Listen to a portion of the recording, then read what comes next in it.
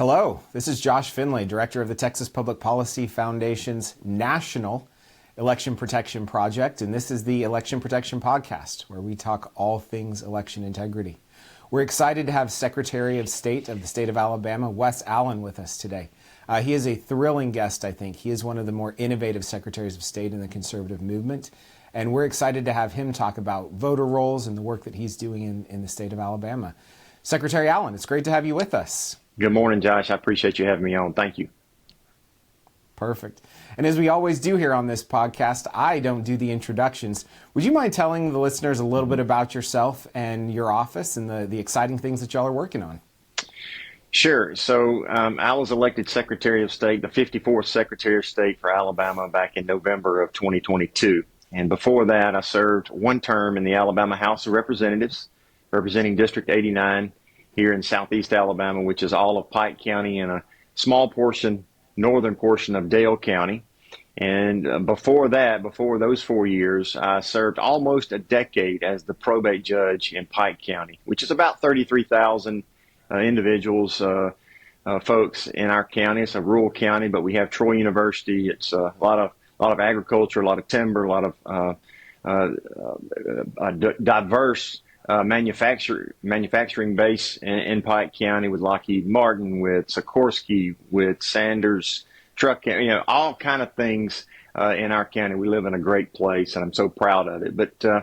But I enjoyed my time as probate judge because I was the chief elections official for those years, and I know what it's like to be at the courthouse at 5:30 in the morning to get the day going on election day. I know what it's like to appoint poll workers, to train poll workers, to proof the ballots, to get those paper ballots printed.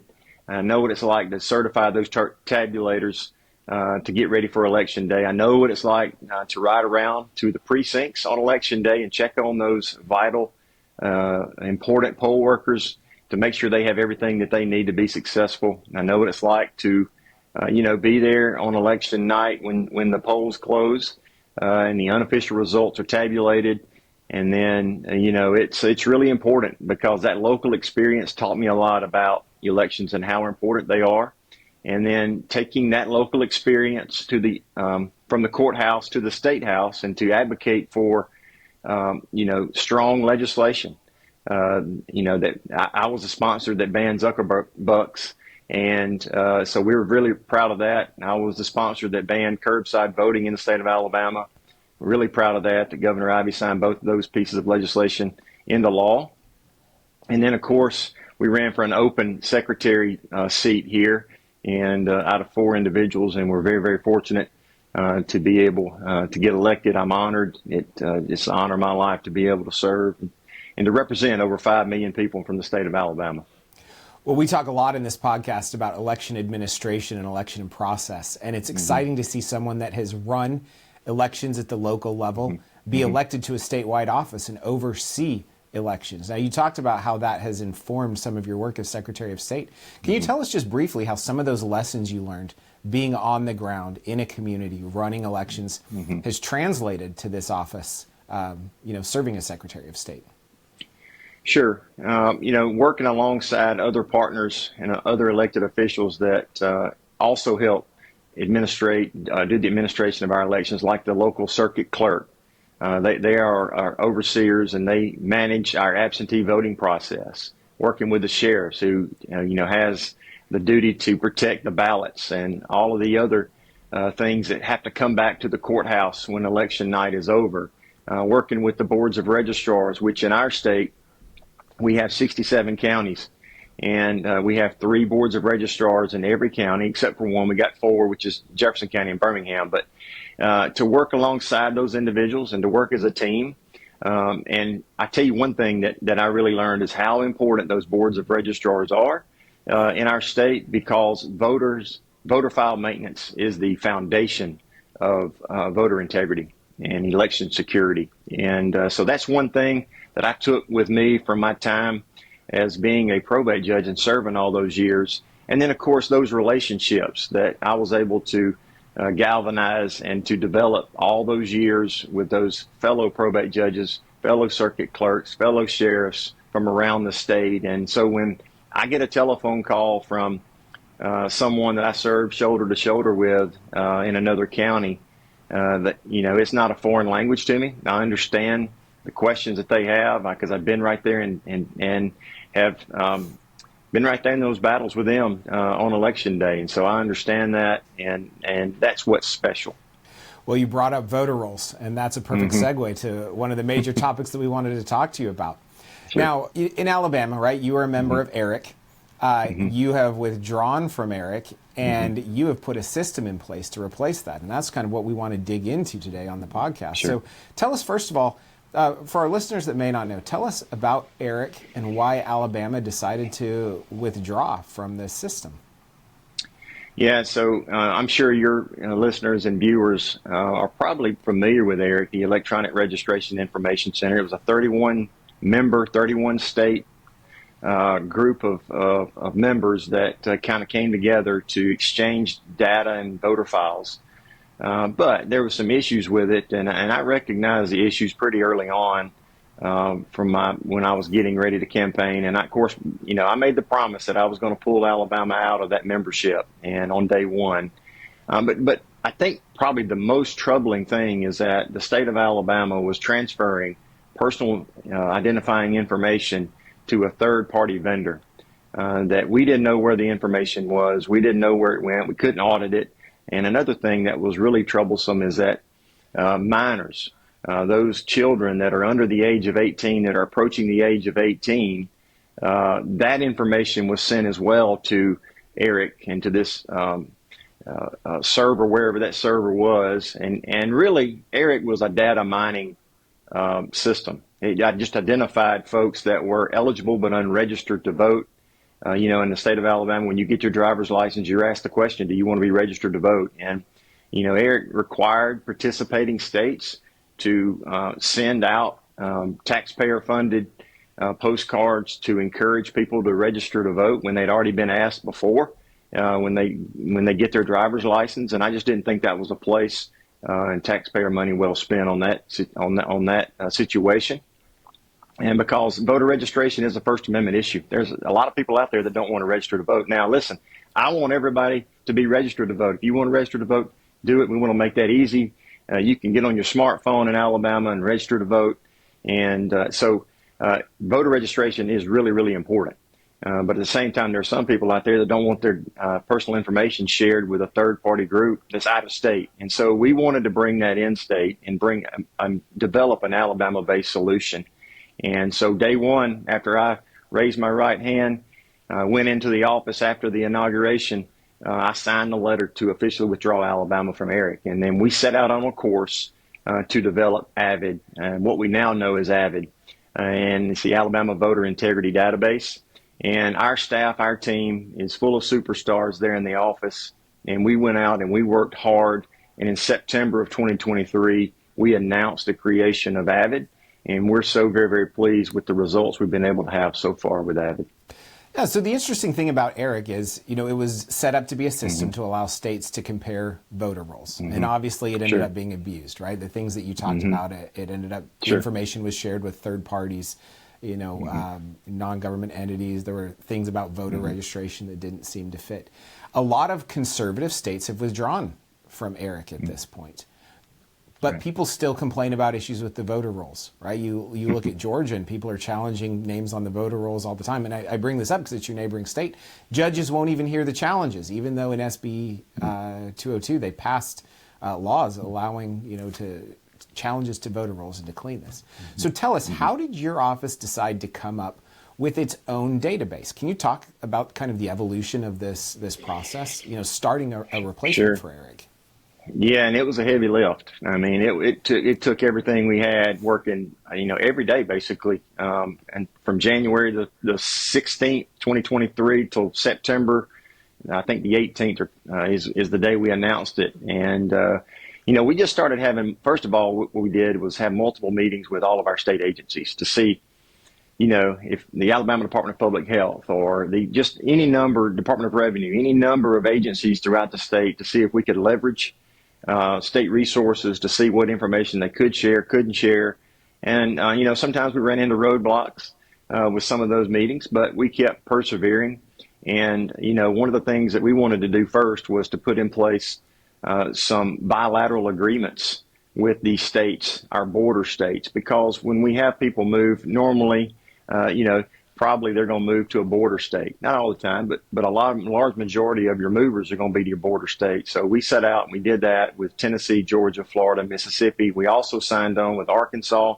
Even right now, we are getting very, very close to signing on with 3 other states to bring them on for bilateral data exchanges. And one of the first things we exchanged with Tennessee, and we saw over 8,500 individuals that were registered in Tennessee that are also registered in Alabama. And so under the NVRA, which I'm sure you're well aware of what NVRA is, the National Voter Registration Act of 1993, we started to put them on a pathway to ask them, say, hey, did you move? If not, please correct us. We don't want to have the wrong information here, but we put them on a pathway for removal. And, we also talked to ALEA, which is the Alabama Law Enforcement Agency, which is the issuer of our driver's licenses, non-driver IDs, those sorts of things in the state of Alabama. And we wanted to cross-check our voter registration with the driver's license system from Alabama, because if Joe Smith moves from Alabama and moves to, let's just say, Missouri, and gets a driver's license in Missouri, Missouri alerts Alabama to say, hey, Joe Smith has moved and has been issued a driver's license in Missouri. And so we got that information, and we found about a little over 30,000 in our initial investigation that had moved, or we think have moved out of state and been issued another driver's license. So we're working that list as well. We also used the National Change of Address database with the Postal Service. We found a lot of individuals that had moved out of state or given the indication to say, hey, forward my mail from Alabama to my new address. And so we're working that as well and making sure that we put them on a pathway to removal in the future, if indeed they have moved. And then the last thing was really the hardest piece of the puzzle, because it comes from the federal government, and that is the National Death Index.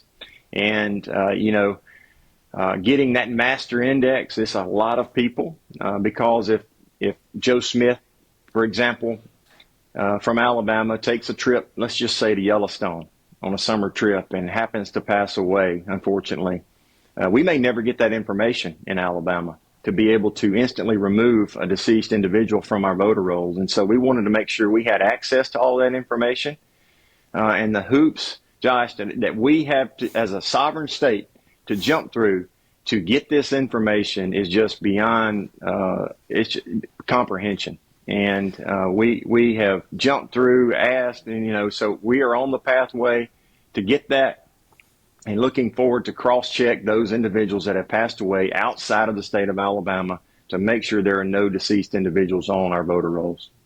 Well, and Secretary, I'd like you to talk about that a little bit, because one thing that people say, one thing they bring up all the time is, Alabama or Amazon always knows where to deliver your packages to, right? Your bank always knows where you live. Credit card companies.